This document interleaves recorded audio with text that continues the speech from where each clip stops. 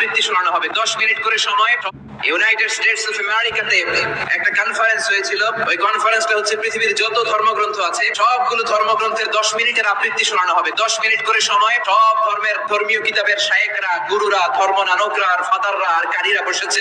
বিচারকের সামনে একটা সবুজ বাতি, একটা লাল বাতি। সবুজ বাতিতে চাপ দিলে আবৃত্তি শুরু, রেড বাটনে চাপলে আবৃত্তি শেষ। প্রথমে ডাকা হয়েছে শ্রীমদ ভগবত গীতা, পড়ার পরে বিচারক রেড বাটনে প্রেস করেছে, সময় শেষ, নেমে গিয়েছে। এরপরে ডাকা হয়েছে ত্রিপিটক, এরপরে ডাকা হলো দশাতীর, এরপরে ডাকা হলো গ্রন্থ সাহেব পড়লো, জিন্দাবেস্তা পড়লো, এরপরে ডাকা হলো উনি এসে ওনাদের বাইবেল পড়ে গেল 10 মিনিটের জন্য। সব ধর্ম গ্রন্থের আবৃত্তি এবং তেলাওয়াতের পরে সর্বশেষে মুসলমানদের ধর্মগ্রন্থ কোরআন আবৃত্তি করার জন্য ডাকা হয়েছে।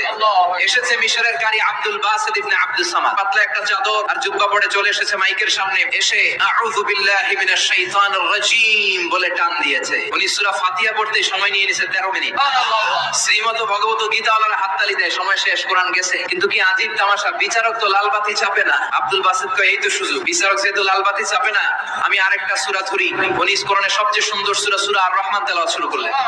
উনি উনার গলায় আল্লাহ যত সুর দিয়েছিলেন সব সুর, দরদ, আদর ঢেলে দিয়ে সুরের ঝংকার তুলে পুরো কনফারেন্সকে মাতিয়ে দিলেন।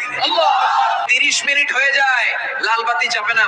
এদিকে অর্গানাইজিং কমিটির প্রধান চেয়ার থেকে উঠে এসে বিচারকের গায়ে ধাক্কা দিয়ে বলে, এই লাল বাতি চাপোস না কেন?